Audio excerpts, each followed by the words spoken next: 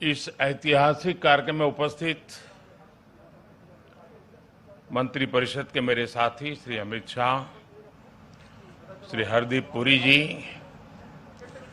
मंत्रिमंडल के अन्य सदस्य, आईएन के सभी ट्रस्टी, एनडीएमए के सभी सदस्यगण, jury members, NDRF, coast guards और आईएमडी के डायरेक्टर जनरल्स, आपदा प्रबंधन पुरस्कारों के सभी विजेता साथी,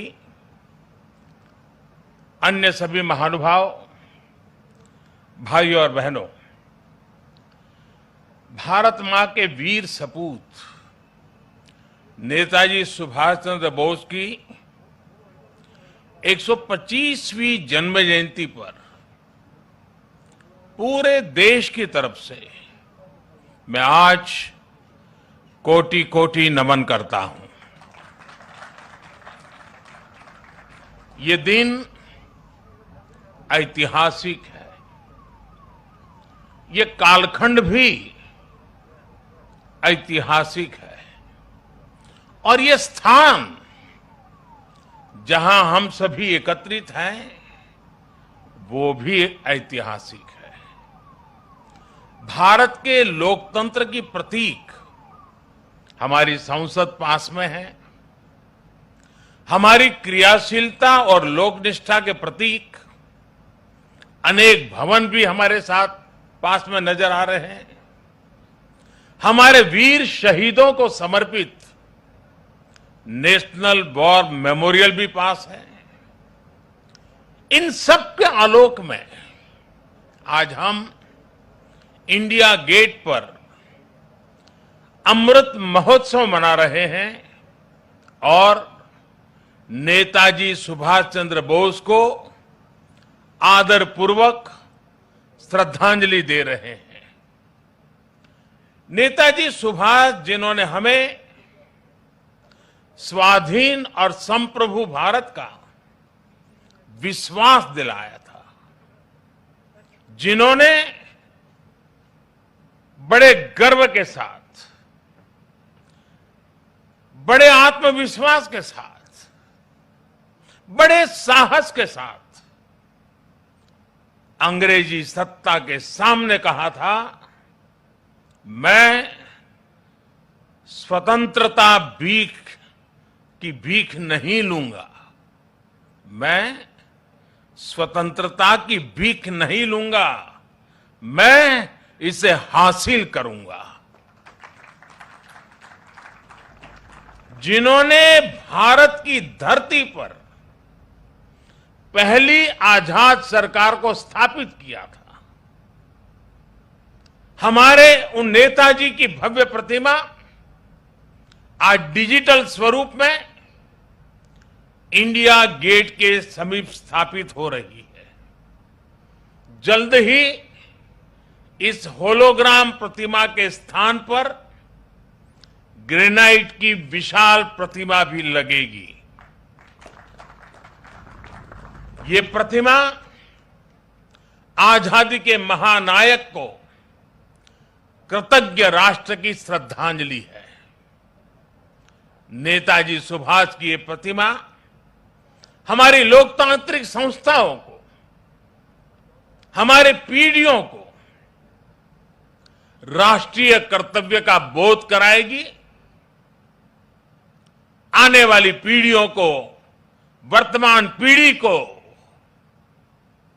निरंतर प्रेरणा देती रहेगी।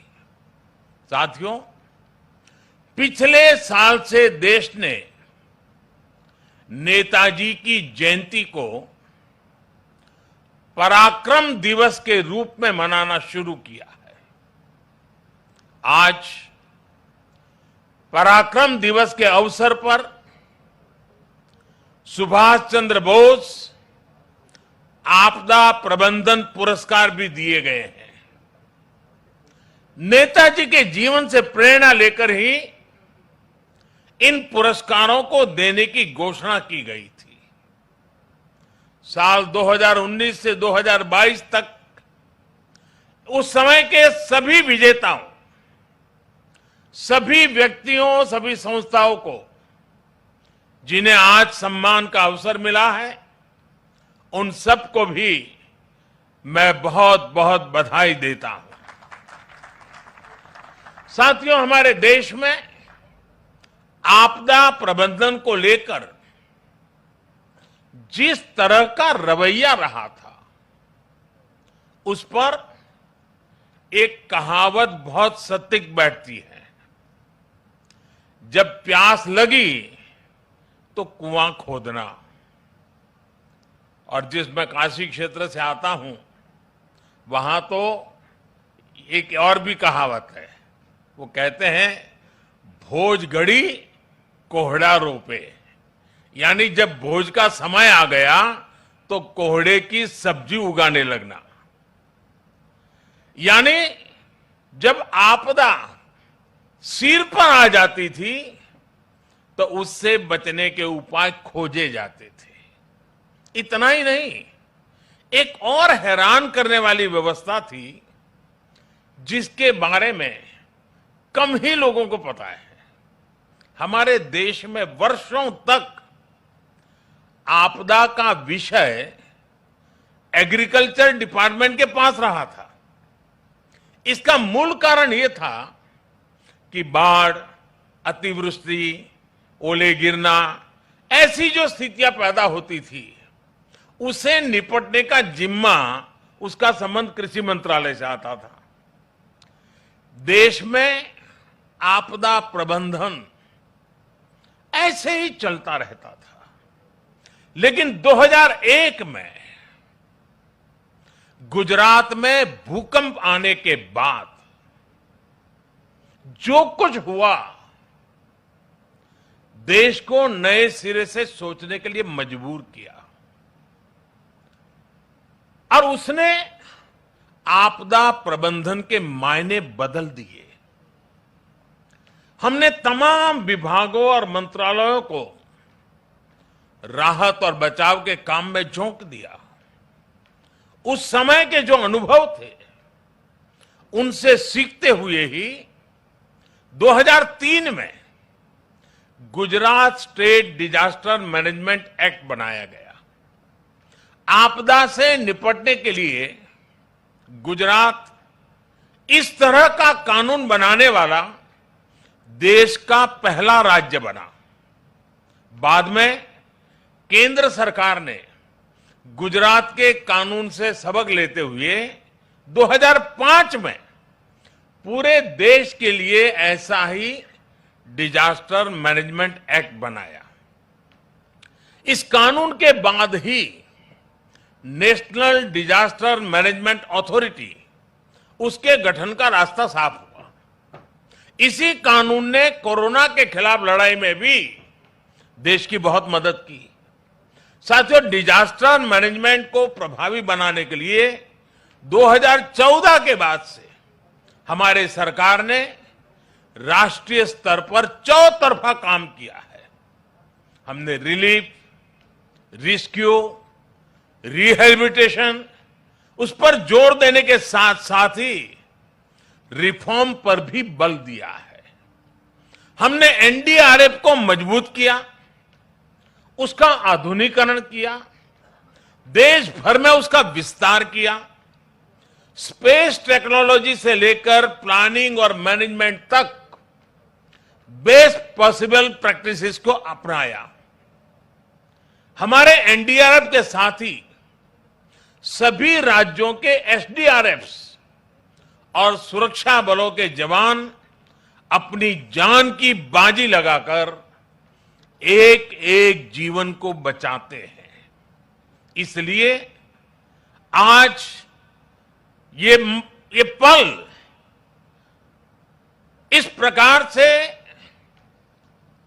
जान की बाजी लगाने वाले, औरों की जिंदगी बचाने के लिए खुद की जिंदगी का दाव लगाने वाले,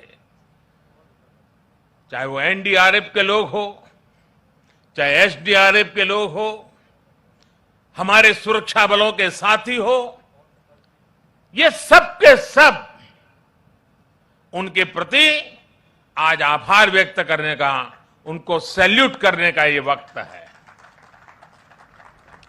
साथियों, अगर हम अपनी व्यवस्थाओं को मजबूत करते चलें तो आपदा से निपटने की क्षमता दिनों दिन बढ़ती चली जाती है।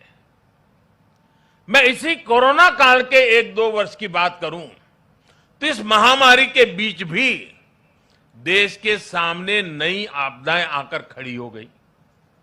एक तरफ कोरोना से तो लड़ाई लड़ी रहे थे, अनेक जगहों पर भूकंप आए, कितने ही क्षेत्रों में बाढ़ आई, उड़ीसा, पश्चिम बंगाल समेत पूर्वी तटों पर साइक्लोन आए, गोवा, महाराष्ट्र, गुजरात, पश्चिमी तटों पर भी साइक्लोन आए।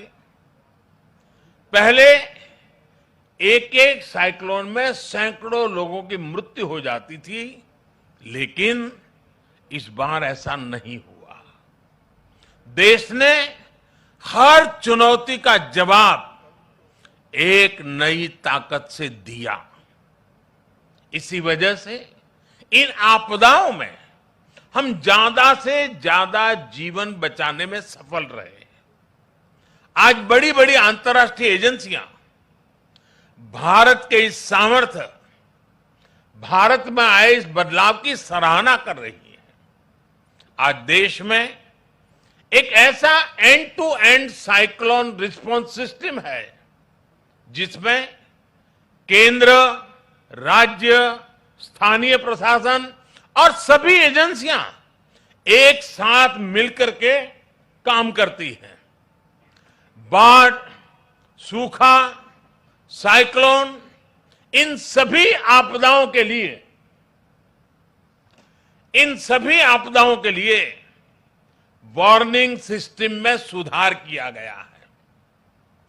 डिजास्टर रिस्क एनालिसिस के लिए एडवांस टूल्स बनाए गए हैं। राज्यों की मदद से अलग अलग क्षेत्रों के लिए डिजास्टर रिस्क मैप्स बनाए गए हैं। इसका लाभ सभी राज्यों को, सभी स्टेक होल्डर्स को मिल रहा है। और सबसे महत्वपूर्ण, डिजास्टर मैनेजमेंट, आपदा प्रबंधन आज देश में जन भागीदारी और जन विश्वास का विषय बन गया है।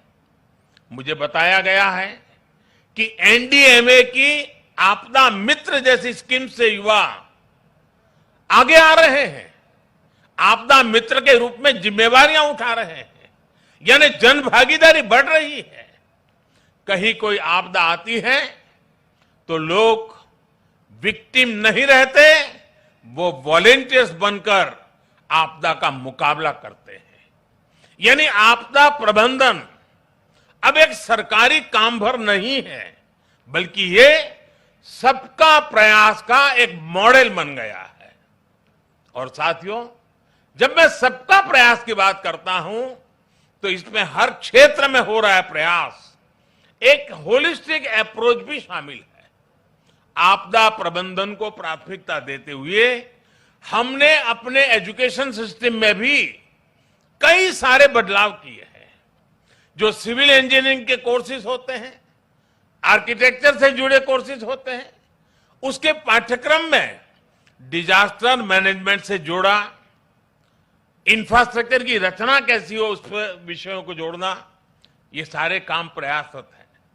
सरकार ने डैम फेलियर की स्थिति से निपटने के लिए डैम सेफ्टी कानून भी बनाया है। साथियों, दुनिया में जब भी कोई आपदा आती है तो इसमें लोगों की दुखद मृत्यु की चर्चा होती है कि इतने लोग मृत्यु हो गई, इतना ये हो गया, इतने लोगों को हटाया गया। आर्थिक नुकसान भी बहुत होता है, उसकी भी चर्चा की जाती है। लेकिन आपदा में जो इंफ्रास्ट्रक्चर का नुकसान होता है वो कल्पना से परे होता है। इसलिए ये बहुत आवश्यक है कि आज के समय में इंफ्रास्ट्रक्चर का निर्माण ऐसा हो जो आपदा में भी टिक सके, उसका सामना कर सके। भारत आज इस दिशा में भी तेजी से काम कर रहा है। जिन क्षेत्रों में भूकंप, बाढ़ या साइक्लोन का खतरा ज्यादा रहता है, वहां पर पीएम आवास योजना के तहत बन रहे घरों में भी इसका ध्यान रखा जाता है। उत्तराखंड में जो 4 धाम महापरियोजना का काम चल रहा है, उसमें भी आपदा प्रबंधन का ध्यान रखा गया है। उत्तर प्रदेश में जो नए एक्सप्रेस वे बन रहे हैं, उनमें भी आपदा प्रबंधन से जुड़ी बारीकियों को प्राथमिकता दी गई है। आपात स्थिति में एक्सप्रेस वे विमान उतरने के काम आ सके, इसका भी प्रावधान किया गया है। यही नए भारत का विजन है, नए भारत के सोचने का तरीका है। साथियों, डिजास्टर रेजिलिएंट इंफ्रास्ट्रक्चर की इसी सोच के साथ भारत ने दुनिया को भी एक बहुत बड़ी संस्था का विचार दिया है, उपहार दिया है। यह संस्था है CDRI, coalition for disaster resilient infrastructure. Bharat की इस पहल में ब्रिटेन हमारा प्रमुख साथी बना है और आज दुनिया के 35 देश इससे जुड़ चुके हैं। दुनिया के अलग अलग देशों के बीच में, सेनाओं के बीच में हमने ज्वाइंट मिलिट्री एक्सरसाइज बहुत देखी है, पुरानी परंपरा है, उसकी चर्चा भी होती है। लेकिन भारत ने पहली बार डिजास्टर मैनेजमेंट के लिए ज्वाइंट ड्रिल की परंपरा शुरू की है। कई देशों में मुश्किल समय में हमारी डिजास्टर मैनेजमेंट से जुड़ी एजेंसियों ने अपनी सेवाएं दी हैं, मानवता के प्रति अपने कर्तव्य का निर्वाह किया है। जब नेपाल में भूकंप आया, इतनी बड़ी तबाही मची, तो भारत एक मित्र देश के रूप में उस दुख को बांटने के लिए जरा भी देरी नहीं की थी। हमारे एनडीआरएफ के जवान वहां तुरंत पहुंच गए थे। डिजास्टर मैनेजमेंट का भारत का अनुभव सिर्फ हमारे लिए नहीं, बल्कि पूरी मानवता के लिए है। आप सभी को याद होगा, 2017 में भारत ने साउथ एशिया जियो स्टेशनरी कम्युनिकेशन सैटेलाइट को लॉन्च किया था। वेदर और कम्युनिकेशन के क्षेत्र में उसका लाभ हमारे दक्षिण एशिया के मित्र देश को मिल रहा है। साथियों, परिस्थितियां कैसी भी हो, अगर हम में हौसला है तो हम आपदा को भी अवसर में बदल सकते हैं। यही संदेश नेताजी ने हमें आजादी की लड़ाई के दौरान दिया था। नेताजी कहते थे, कभी भी स्वतंत्र भारत के सपने का विश्वास मत खोना। दुनिया की कोई ताकत नहीं है जो भारत को झकझोर सके। आज हमारे सामने आजाद भारत के सपनों को पूरा करने के लक्ष्य हैं। हमारे सामने आजादी के 100वें साल से पहले, 2047 के पहले नए भारत के निर्माण का लक्ष्य है। और नेताजी को देश पर जो विश्वास था, जो भाव नेताजी के दिल में उभरते थे, और उनके ही भावों के कारण मैं कह सकता हूं कि दुनिया की कोई ताकत नहीं है जो भारत को इस लक्ष्य तक पहुंचने से रोक सके। हमारी सफलताएं हमारी संकल्प शक्ति का सबूत है, लेकिन ये यात्रा अभी लंबी है। हमें अभी कई शिखर और पार करने हैं। इसके लिए जरूरी है हमें देश के इतिहास का हजारों सालों की यात्रा में इसे आकार देने वाले तप, त्याग और बलिदानों का बोध रहे। भाई और बहनों, आजादी के अमृत महोत्सव का संकल्प है कि भारत अपनी पहचान और प्रेरणाओं को पुनर्जीवित करेगा। ये दुर्भाग्य रहा कि आजादी के बाद देश की संस्कृति और संस्कारों के साथ ही अनेक महान व्यक्तित्वों के योगदान को मिटाने का काम किया गया। स्वाधीनता संग्राम में लाखों लाख देशवासियों की तपस्या शामिल थी, लेकिन उनके इतिहास को भी सीमित करने की कोशिश हुई। लेकिन आज आजादी के दशकों बाद देश उन गलतियों को डंके की चोट पर सुधार रहा है, ठीक कर रहा है। आप देखिए, बाबा साहब आंबेडकर से जुड़े पंच तीर्थों को देश उनकी गरिमा के अनुरूप विकसित कर रहा है। स्टैच्यू ऑफ यूनिटी आज पूरी दुनिया में सरदार वल्लभ भाई पटेल के यशगान की तीर्थ बन गई है। भगवान बिरसा मुंडा की जयंती को जनजातीय गौरव दिवस के रूप में मनाने की शुरुआत भी हम सब ने कर दी है। आदिवासी समाज के योगदान और इतिहास को सामने लाने के लिए अलग अलग राज्यों में आदिवासी म्यूजियम बनाए जा रहे हैं और नेताजी सुभाष चंद्र बोस के जीवन से जुड़ी हर विरासत को भी देश पूरे गौरव से संजो रहा है।